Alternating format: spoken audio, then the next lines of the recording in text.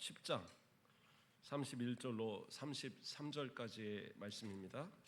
고린도전서 10장 31절로 33절까지의 말씀입니다. 제가 봉독해 드리겠습니다.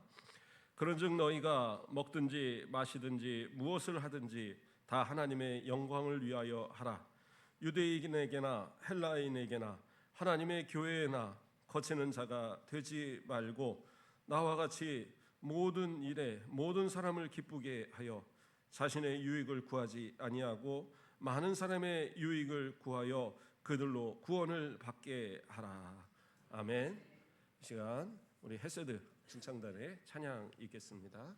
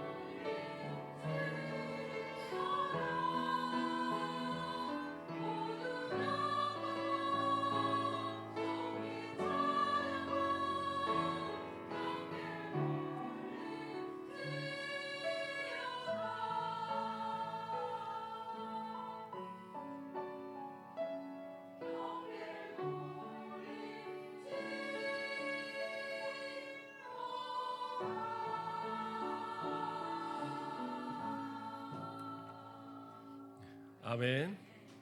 예, 오늘도 하나님의 은혜가 이 찬양을 통해서 우리 가운데 충만히 임하기를 간절히 소망합니다. 우리 옆분들과 인사하겠습니다. 사랑합니다. 환영합니다. 잘 오셨습니다. 예, 반갑습니다. 그래요. 오늘 체육대회 한다고 우리 광고하고 선물 이렇게 좀 기증하라고 그랬더니 엄청 많이 들어왔어요. 엄청 많이. 그래서 다 오셔서 다 가져가셔야 돼요. 예, 남으면 누가 가져갈까요? 어쨌든 막 2개씩 드리고 그러지는 않을 거예요. 그러니까 오셔서 다 가져가시고, 혹시 오늘 예배만 드리고 나는 가야지 했던 분들도 안 되겠다. 선물 때문에라도 가야 되겠다 생각을 하고 어쨌든 가서 같이 깊은 교제 시간 같이 함께하길 바랍니다. 제가 저 앞에서 예배 끝나면 딱 지켜갖고 문 딱 걸어 잠그고 다 차로 이렇게 가게 하고 다 할 거니까 절대 도망갈 생각하지 마세요. 자, 우리 함께 말씀으로 은혜 받도록 하겠습니다. 오늘 말씀의 제목은 하나님의 영광을 위하여입니다. 우리가 보통 몸이라는 것을 생각할 때 몸에는 여러 가지 지체가 있잖아요. 그리고 머리부터 시작해서 머리, 어깨, 팔, 무릎, 발 이러면서 노래도 있듯이 다 달린 것들이 있어요. 얼굴 안에서도 눈, 코, 입이 다 있고 귀가 있고 다 있습니다. 근데 이것은 다 각각의 기능들을 갖고 있어요. 서로 똑같지 않아요. 하는 일도 다르고 서로의 강도도 틀리고, 그럼에도 불구하고 이것이 다 붙어서 하나의 몸을 이룹니다. 그래서 성경은 바로 우리의 이 몸을 교회에 비유하고 있어요. 그래서 에베소서 5장 30절 말씀을 보면 우리는 그 몸의 지체라라고 얘기해서 머리 대신 예수 그리스도를 통한 그 몸된 교회의 각 지체들이 바로 우리다라고 얘기하고 있는 거예요. 그러니까 어떤 이는 팔에, 어떤 이는 다리에, 어떤 이는 눈에, 코에, 입에 역할들을 다 하고 있는 거예요. 그래서 서로가 연합하여서 하나의 모습을 이루는 거, 그게 중요하다라는 겁니다. 참 놀라운 것은 이 몸이라는 것은요, 강한 것이 약한 것을 보호합니다. 그렇죠? 팔이나 다리가 상대적으로 강한데 그것이 어떻게 해요? 때로는 얼굴을 보호하고 몸을 보호합니다. 그리고 어디가 상처가 나면 상처가 난 곳은 가만히 있죠. 근데 누가 바빠요? 손이 바빠요. 다리도 바빠요. 막 달려가서 약을 찾아야 되고. 오늘 설교 말씀을 하려고 그랬는지 모르겠는데 아침에 면도를 하는데 갑자기 싹 하는데 뭐가 아파요. 요절에 가만히 보면 여기 지금 뭐가 자국 하나 있을 겁니다. 싹 살점이 날아가더니 피가 멈추질 않는 겁니다. 예배 직전까지 이러고 갖고 피 멈춘이라고 지금 한참을 했는데 데일밴드를 한 2번을 붙였다 떼고 막. 상처는 여기가 났지만 바쁜 건 손이 바쁘고 눈이 계속 거울을 보면서 피가 멈추나 안 멈추나 봐야 되고, 다리는 약을 찾아 달려다녀야 되고, 그런 거잖아요. 약한 것을 보호하는 그런 것입니다. 심지어 어떤 그 부분들은, 약한 부분들은 재생이 되질 않아요. 팔이나 다리는 완전히 절단이 나도 붙일 수가 있고, 부서져도 뼈가 요즘 기술이 좋아서 100%는 아니더라도 한 7, 80%까지는 살립니다. 그런데 눈이나 이런 거는 깨져버리면 재생이 안 되잖아요. 그러니까 어떻게 해요? 얼굴로 뭐가 날라오면 먼저 팔이 가서 얼굴을 가리고 눈꺼풀이 가리고 이러면서 하여튼 약한 것들을 보호합니다. 그래서 뭔가가 달려오는 것이 있어서 얼굴을 가렸다 이거예요, 팔이. 그래서 팔이 부러졌어요. 그랬다고 해서 우리가 후회하는 사람은 없습니다. 아이고 내가 차라리 눈을 다치고 말지 이 팔이 부러져갖고 이게 뭐야, 이럴 생각함이 없어요. 팔은 고치면 되는 거니까. 그리고 시간이 지나면 날 것이고, 어떻게 보면 더 약한 것을 보호했기 때문에 아이고 잘했다라고 스스로 생각을 한단 말이에요. 그래서 몸이라는 것은 참 신기하게 서로가 서로를 위해서, 그 각 지체들이 서로를 위해서 희생하면서도 그것을 아주 대단한 것으로 이야기하지 않아요. 오히려 강한 것이 약한 것을 보호했을 때 참 잘됐다, 때로는 그 희생이 나타나도 참 잘됐다라고 오히려 칭찬하고 오히려 안도하는 것이 몸의 모습이잖아요. 우리들도 마찬가지다라는 거예요. 교회도, 그리스도의 몸된 교회들은요, 각 지체가 유기적으로 서로 연합해서 하나의 모습이 되어져서 서로가 서로를 위해서 희생하고 헌신하고 서로를 돕는 가운데 때로는 내가 희생함으로 상대방이 잘 되는 것으로 인해서 우리는 오히려 기뻐할 수 있고, 오히려 내 입장에서는 참 잘 됐다, 뭐 상대방 입장에서는 고맙고 미안할 수도 있겠죠. 하지만 내 입장에서는 그래, 우리 성도가 잘 돼서 너무나도 감사하다, 기뻐하다, 이게 바로 우리 교회의 모습이어야 된다라는 거예요. 자, 그런데 교회 안에 보면 분쟁이 일어납니다. 교회 안에 분쟁이 일어나잖아요. 다툼도 일어나요. 그런데 왜 그러한 모습들이 일어나겠습니까? 오늘 본문이 나오는 바로 이 고린도 교회, 고린도 교회는 바울 사도가 아가야 지방의 그 고린도 지역에서 1년 반을 거기서 전도와 그 자비령으로 선교를 하면서 그 교회를 세운 것이 바로 고린도 교회입니다. 어느 교회보다도 정말 시간을 들이고 물질을 들이고 열심을 다해서 복음을 전해서 세운 교회가 고린도 교회예요. 그래서 신약교회 교회들 규모로도 예루살렘 교회가 첫째는 가장 컸죠. 그 당시에 한 2만 명 이상의 성도들이 모였을 거로 보거든요. 그런데 그 다음에 교회는 어디냐? 바로 그 안디옥 교회, 바울과 바나바를 파송했던 안디옥 교회가 그 성 자체가 한 30만에서 50만 가까이 모이는 큰 성이라고 합니다. 그렇기 때문에 규모적으로도, 교회 규모적으로도 한 수천 명 이상이 모였을 것으로 추정을 해요. 그럼 고린도 교회는 어느 정도냐? 세 번째 정도 규모. 그래서 수백 명에서 한 1000명 이상 교회로 봅니다. 왜냐하면 이 성이 한 10만 명 정도, 그거보다 조금 많은 정도 모이는 성이라고 합니다. 자, 그런데 어쨌든 그런 큰 교회로 성장을 했는데 문제는 뭐예요? 그 안에 파벌들이 생겼어요. 어떤 파벌들이 있었습니까? 이 신약 성경에 보면 고린도전서 1장 12절에 내가 이것을 말하거니와 너희가 각각 이르되 나는 바울에게, 나는 아볼로에게, 나는 게바에게, 나는 그리스도에게 속한 자라 한다 하는 것이니, 이렇게 이야기하고 있어요. 서로가 파가 나뉘어 버린 거예요. 그래서 이러한 모습들이 그냥 서로 연합을 해서 잘 지내면 문제가 아닌데 서로의 분쟁이 일어나고 서로를 시기하고 그 다툼으로 인해서 또 다른 이 성도들이 상처를 받고 하는 일들이 계속 일어나는 거예요. 바울이 얼마나 마음이 아팠으면 1장에서부터 바로 이 일을 지적하면서 서로 가운데 이 파벌이 있다라는 소식을, 그리고 그것으로 인해 분쟁이 있다라는 것을 듣고 지금 마음이 아픔을 그렇게 고백하며 기록하는 것이 바로 이 구절이다라는 겁니다. 교회는 앞서서 이야기한 것처럼 서로가 연합하여서 온전하게 한 몸을 이루는 것이 우리 주님의 뜻이고, 머리 대신 예수 그리스도의 그 뜻을 잘 받드는 것이 바로 그러한 화합하는 교회의 모습이다라는 겁니다. 그런데 왜 이러한 고린도 교회, 이렇게 바울 사도가 열심을 다해서 복음을 전하고 그리고 이렇게 성장한 교회가 왜 분쟁이 일어나냐는 겁니다. 물론 여러 가지 이유들이 있을 겁니다. 근데 때로는 그런 어떤 공로에 대한 부분들을 생각할 수도 있을 거예요.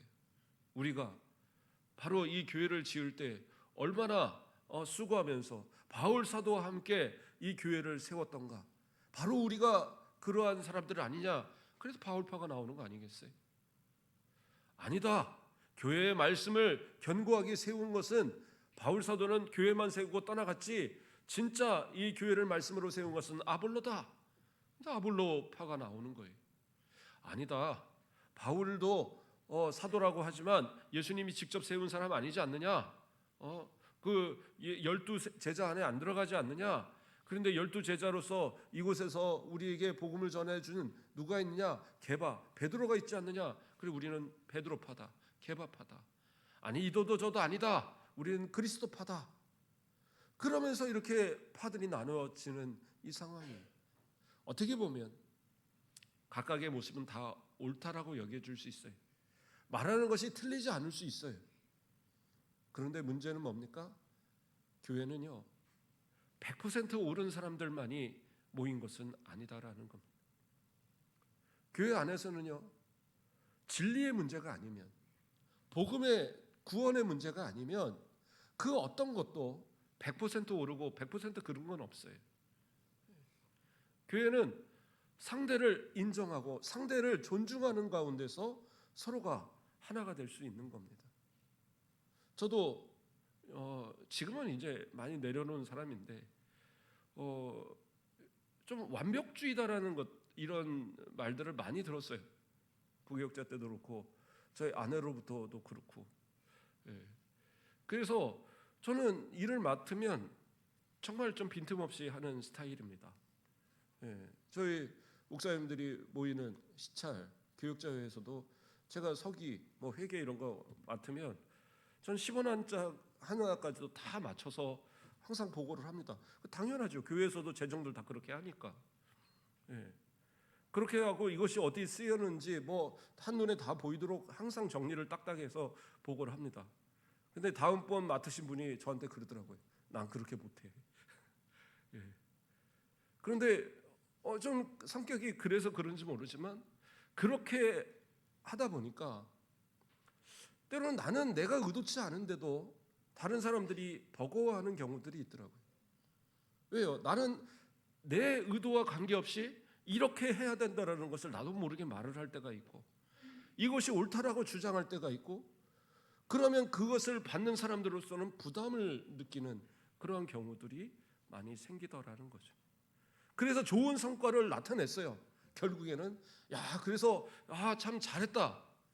그런데 다 99명의 사람들이 좋고 잘 됐다고 생각할지라도 혹시 그 완벽을 이루기 위해서 그 중간에 한 사람이라도 낙오되고 한 사람이라도 실족하고 한 사람이라도 상처를 받으면 그 책임을 어디서 얻겠느냐. 그러한 것을 제가 어느 순간 깨닫게 되더라고요. 진짜 성과는 분명히 냈는데 그것을 따라오지 못하는 어떤 사람들은 힘들어하고 포기하고 또 때로는 그것을 인하여 상처가 돼서 낙심하는 그러한 경우들이 분명하게 생겨나더라고요. 그래서 그 기준치를 조금 낮춰보는 거예요. 속도를 굳이 빨리 하지 않아도 되고 기준을 오직 100에다 놓고 할 필요도 없는 거예요. 교회는 그런다고 해서 꼭 무슨 사회처럼 성공을 해서 큰 성과를 내고 그런 거 아니잖아요. 교회 안에서 어떤 일을 잘했다고 해서 그것이 무슨 이 대대손손 크게 길이 남을 그런 거 아니잖아요. 지금 하나 열심히 잘했을 뿐이지. 그래서 교회 일은요, 모두가 복이 되는 일, 모두가 다 함께 화목한 일, 사실은 그게 중요합니다. 발이 아무리 능력이 있어도 이 상처가 있는 곳을 어루만지면서 가야지. 그 상처를 돌보지 않고 그리고 그냥 무엇인가 일에 앞장선다고 한다면, 오늘 저는 이 설교를 하면서 피를 철철 흘리면서 이 피가 안 멈추더라고요. 이 벤 상처라 아무리 안 돼도.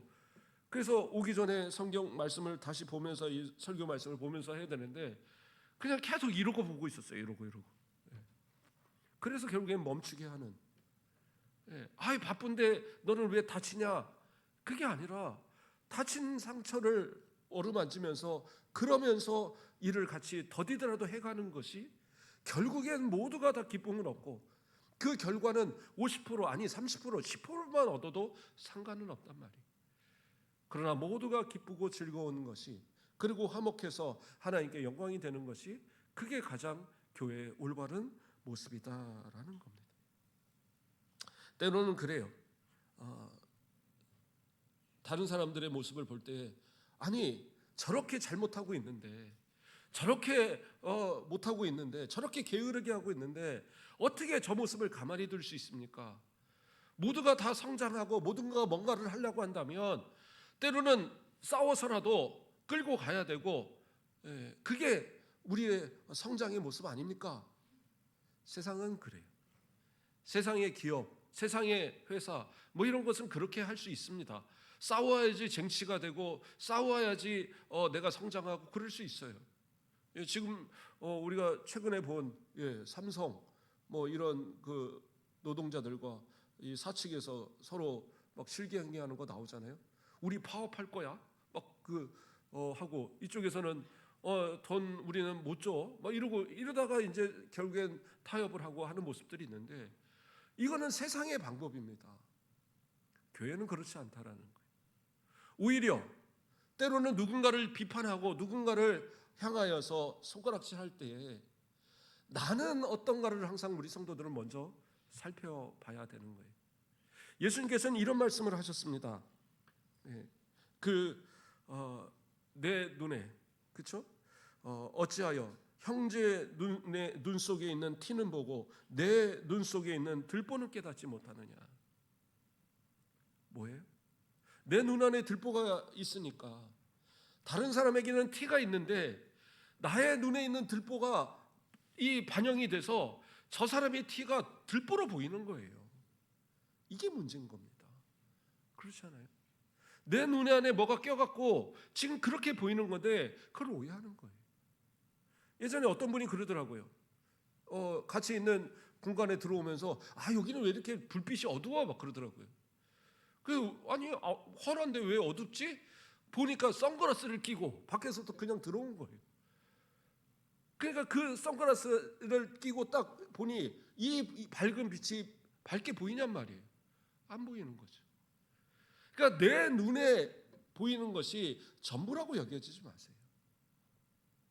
내가 누군가를 판단하기 전에 먼저 나의 눈에 들보가 있지 않는가, 나의 눈에 혹시 죄악의 색안경이 껴있지 않는가를 내가 한번 돌아보셔야 돼요. 그러면 그 들보를 빼내면, 그 안경을 벗어버리면 그러면 세상이 얼마나 환한지를 보게 된단 말이에요. 마찬가지예요. 교회 안에서는요, 앞서서 얘기했지만 어떤 일이고요, 물론 아주 특별한 어떤 기술이 요하는 것도 있긴 있겠죠. 하지만 어떤 일이고 맡아져서 배우고 일을 하면 못할 일이 없어요. 다 합니다. 그렇잖아요. 저는 컴퓨터를 못 따라서 방송실 같은 거 못 하겠는데요. 아니요. 가서 이렇게 조금만 배우면 아마 하루만 배워도 일할 수 있어요. 실수 조금 하면 며칠 실수하면 또 합니다. 저는 악기를 전혀 못 하는데요. 뭐 못 합니까? 한 몇 년 이 계획 세우고 하면 하기야 하겠죠. 저는 우리 김서문 집사님 드럼 치실 때 깜짝 놀랐습니다. 예전에는 처음에 할 때는 저 드럼 한번 해볼랍니다. 그런데 이분이 뚱땅뚱땅해서 전화에 언제 하실래나? 근데 지금은 잘하시잖아요. 수고하면, 헌신하면 언젠간 돼요. 100은 못할 수 있어요. 우리 집사님이 나는 드럼 전공할 거야? 그래갖고 지금 무슨 대학을 들어가시겠습니까? 그래서 무슨 교수가 되시겠습니까? 그건 아니잖아요. 하지만 내가 할 수 있는 안에서 최선을 다해서 50을 만들고 70을 만들면 그것만으로도 교회는 충분히 잘했다 칭찬할 수 있는 거예요. 그게 교회의 모습일 거예요. 그럼 못한다. 아니 못해도요, 다 굴러갑니다. 혹시 저 화면을 좀 실수했다고 그래서 그게 큰 문제가 될 거 없잖아요. 제가 설교하다가 혹시 원고를 날려버리는 경우들이 있다. 그래도 좀 짧아지면 되는 거지 그게 큰 실수는 아니지 않습니까? 제가 실제로 설교하면서 원고를 이제까지 전도사 때 포함해서 한 3번 정도 깜빡하고 안 갖고 올라간 것 같아요. 그래서 그 중에 한 번은 몰래 가서 갖고 왔고, 몇 주 전에 한 번 제가 내려가서 원고를 갖고 올라온 적이 있고요. 2번인가는 그냥 없이 했습니다. 없이 해도 할 수 있어요. 오히려 그때 더 은혜가 됐다고. 왜 은혜가 됐다고 그러니까 짧아져서 은혜가 됐다고 막 그러시더라고요. 어쨌든 간에 100% 하지 않아도 된다니까요. 그런데 우리는 항상 100%를 기준으로 놓고, 그것도 다른 사람 100%가 아니에요. 내 100%. 내 100%를 기준을 가지고 다른 사람들을 판단하니까 이러니까 문제가 생기는 거예요. 교회는 그렇지 않는다고요. 내가 오히려 더 100%의 모습을 가졌다고 여기면 50%를 가진 사람을 내가 책임져서 그 사람을 70% 이상 만들어 놓고, 그래요, 내가 한 30% 손해봐서 그렇게 해서 한 70에 맞춰놓으면 되는 거잖아요. 그런데 우리는 항상 뭐예요? 내가 100%니까 너도 100%여야 돼. 그렇게 못하니까 너는 책망받아야 돼, 비난받아야 돼. 그러다 보니까 서로 다툼이 일어나고 파벌이 생기는 그러한 모습이 나타난다라는 거예요. 그런데 예수님은 뭐라고 얘기하십니까? 산상수훈 가운데 마태복음 5장 9절에서 화평하게 하는 자는 복이 있다니 그들이 하나님의 아들이라 일컬음을 받을 것이며. 저와 여러분은 다 하나님의 자녀들입니다. 예수 그리스도를 믿어서 하나님의 자녀 되었어요. 그러면 하나님의 자녀가 되었다라는 건 뭡니까? 뭐 하는 사람들이에요? 화평케 하는 사람들이에요. 그래서 교회는 화평이 먼저입니다. 다툼이나 분쟁이 나타나면 그거는 내게 문제가 있는 거예요. 내가 말할 때마다 누군가하고 다툼이 일어나요. 말할 때마다 누군가하고 지금 싸움이 일어나요. 그러면 그것은 누구 책임이에요? 내 책임인 거예요. 내가 진짜 믿음의 사람인가, 하나님의 사람인가, 하나님의 사람다운 모습으로 내가 살아가고 있는가 스스로 돌아보셔야 돼요. 그것을 생각하지 못하고 아이고 다 저 사람이 잘못이야, 이 사람이 잘못이야, 이래서 안 돼, 이래서 안 돼, 우리 교회는 뭐 안 돼, 뭐가 안 돼. 결국에는 뭐예요?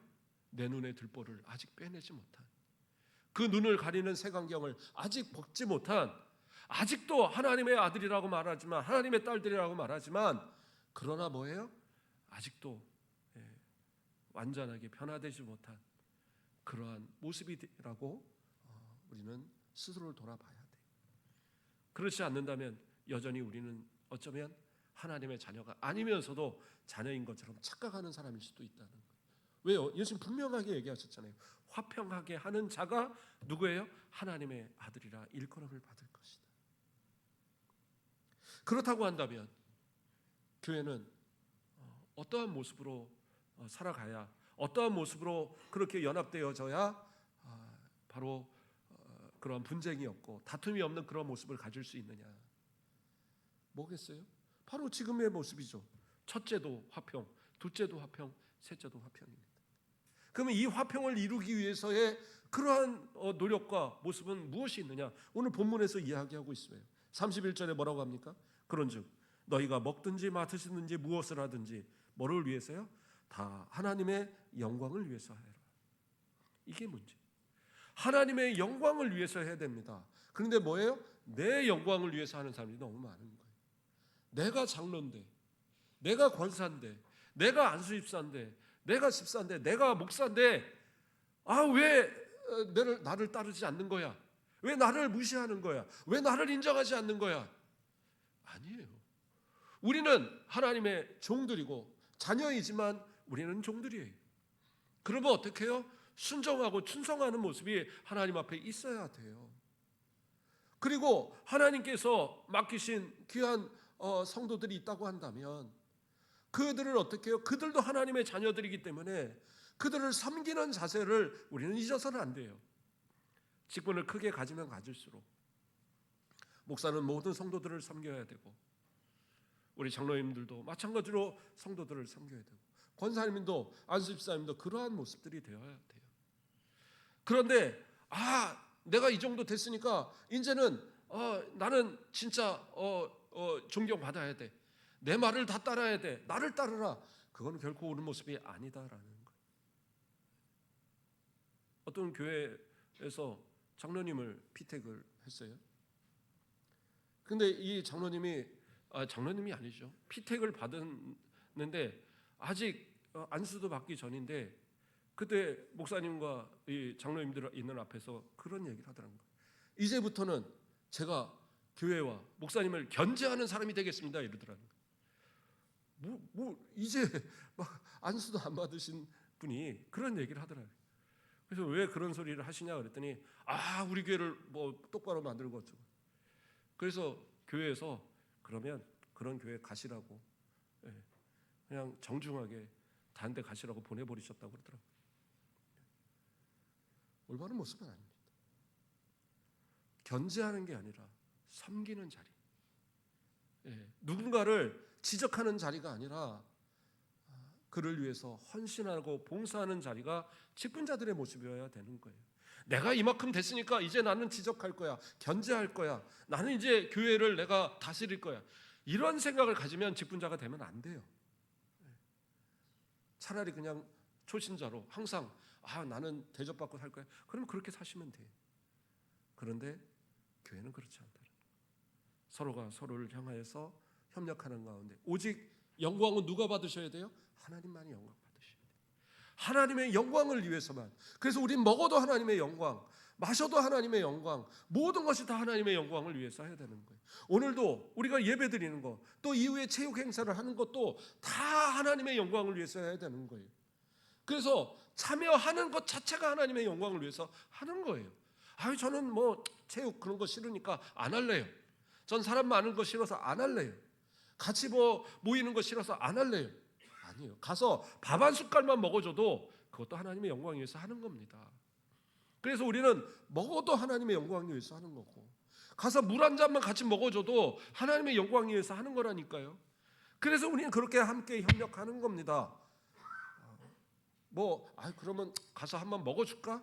그게 아니고, 진짜 서로가 하나 돼서 한 지체로서 모든 지체가 유기적으로 잘 이렇게 연합해서 움직이는 것처럼 그렇게 행복하게, 즐겁게, 화목하게 보내는 거, 그게 바로 분쟁이 없는 그러한 화목한 교회 성도들의 모습이다라고 오늘 본문에서는 이야기하는 거예요. 그러면 저는 항상 하나님의 영광을 위해서 저는 헌신하고 봉사하는 사람입니다. 그런데 다른 사람들이 그걸 몰라주는 겁니다. 그런데 여기서 중요한 얘기를 합니다. 33절에 뭐라고 그래요? 나와 같이 모든 일에 모든 사람을 기쁘게 하여, 모든 사람을 기쁘게 하여. 더 나아가서 뭐라고 그래요? 자신의 유익을 구하지 아니하고 많은 사람의 유익을 구하여 그들로 구원을 받게 하라. 내 유익이 아니라 뭐예요? 많은 사람들의 유익을 위해서. 그러니까 내가 아무리 옳아요, 좋아요. 나는 진짜 오를 수 있어요. 나는 100% 오를 수 있어요. 그런데 다른 사람의 유익이라고 한다면 내 100을 다 비워버리더라도 그게 옳은 거라는 거예요. 옳다라고 주장하는 것만이 옳은 게 아니에요. 교회를 위해서는 이렇게 해야 되는데 왜 우리 장로님들은 안 따라줘? 왜 안수 입사님들은 안 따라줘? 왜 우리 권사님들은 안 따라줘? 이거는 우리 교회가 사랑이 없어, 뭐가 없어. 이거는 아니요. 내가 나를 비우면 그런 마음이 나오지 않아요. 다른 사람들의 유익을 위해서 그렇게 봉사하고 헌신하는 모습의 자세가 있어야 되는 거예요. 하나님의 영광을 위하고 다른 사람을 위한 유익을 위한, 모두의 유익을 위한 그런 자세라고 한다면 결코 분쟁이 일어날 수 없어요. 그리고 중요한 이야기를 합니다. 마지막으로 구원을 받게 하라. 구원을 받게 하라. 뭐예요? 우리의 화평의 모습, 우리의 그 다른 사람의 유익을 구하는 철저하게 겸손하게 낮아지는 모습, 오직 하나님의 영광을 위해서 정말 그렇게 모든 것을 내려놓는 그러한 모습, 그렇게 해야 되는 이유가 뭐냐? 그렇게 함으로써 구원의 역사가 일어난다라는 거예요. 초대교회 성도들은요, 특별하게 많은 것 한 거 없어요. 그들이 한 것이라고는요, 모여서, 물론 전도도 했지만 모여서 예배하고, 그리고 자신의 가정들을 오픈해서 가서 함께 모여서 또 떡을 떼고 그 가운데 하나님을 찬미하고 그러면서 날마다 보냈어요. 근데 참 신기한 것은 그 모습을 보면서 많은 사람들이 교회를 나오고 그 모습을 보면서 많은 사람들이 구원을 받는 역사들이 일어나더라는 거예요. 이상하잖아요. 가서 복음을, 우리도 그렇잖아요. 열심히 전도하고 교회를 가자 죽어라 얘기하는데 말 안 들어요. 그래요. 설교 빨리 끝내라고. 오늘 체육대회인데 왜 이렇게 이러시냐고. 2분 안에 끝낼 겁니다. 자, 하나님 앞에서 우리가 진짜 받은 사명을 가지고 가서 열심히 전도했는데 한 사람이 전도하는 거 어렵잖아요. 예루살렘 교회는 안 그랬을까요? 어려웠을 거예요. 쉽지 않았을 겁니다. 그런데 교회가 왕성하고 교회가 부흥했어요. 아까도 이야기한 것처럼 학자들이 이야기할 때 몇천 명 단위가 아니에요. 한 2만 명 이상의 성도들의 단위일 것으로 봅니다. 물론 매주 모이는 성도들은 아닐 수 있지만 흩어져 있던 그들이 예루살렘으로 모여서 또 예배하고 그러면서 이제 각각의 성도들이 그 정도까지도 됐을 거라 추정들을 하거든요. 그런데 그렇게 늘어날 수 있는 이유가 뭐느냐? 특별하게 복음을 전해서도 있지만 그러나 그들이 모여서 예배하고 모여서 서로 떡을 나누고 자신의 것을 희생하고 섬기고 자신의 집을 오픈하고 그러면서 함께 모이고 그 가운데 예배하고 서로 섬기는 이 화목한 모습을 바라보면서 나도 저 교회 가고 싶어. 나도 저러한 사랑의 공동체 안에 들어가고 싶어. 그러면서 교회가 성장했던 거예요. 우리가 헌신하고 우리가 희생하고 우리가 하나님의 영광을 위해서 많은 사람을 유익을 위해서 해야 되는 이유는 뭐냐? 구원의 역사를 위해서, 복음의 역사를 위해서 그렇게 해야 된다라는 거예요. 아니 지금 빨리 안 하면 안 되는데요. 싸워서라도 해야 되는데요. 교회는 그렇지 않습니다. 1분이 지났답니다. 예. 우리가 교회는요 그래요. 내가 못한 일을 다른 사람이 하면 되는 거예요. 제가 우리 교회 오면서 제일 먼저 했던 얘기가 저는 교회 안 짓고 그냥 우리 교회 이렇게 채웠으면 좋겠습니다라는 얘기를 드렸어요. 그런데 저는 단 하나 그건 있어요. 제때 하지 못하는 것을 다음 목사님이 하실 때는 그때는 교회를 지어야 되겠죠. 저 여러분들이 다 나이가 들어서 꼬랑 할머니 할아버지가 됐을 그때 또는 어떤 분들은 먼저 천국 가갖고 얘들아 빨리 와라 그러고 계실 때 그때는 교회가 새로 져야 될 거 아니에요? 그 준비도 우리는 해야 되는 거예요. 그렇지 않습니까? 내 때는 다 못해도 되지만 인원을 전도해서 채우고 또 그 다음에 준비들을 우리가 해놓았을 때 그러면 그 다음에 우리의 믿음의 후배들 또 우리의 후손들 또 다음 목회자들 다음 장로님들 다음 권사님들 일하실 때는 또 편안하게 어떻게 보면 더 주의를 크게 할 수 있는 기회가 되지 않겠어요? 그래서 내 때 모든 걸 다 한다고 생각하지 말고 좀 더 크게 생각을 하고 길게 생각을 하고 어떤 분이 그랬댔잖아요. 내일 지구가 멸망해도 나는 사과나무 하나 심겠다고. 그 사과나무 나는 못 따먹어도 그래요. 누군가는 나중에 따먹겠지.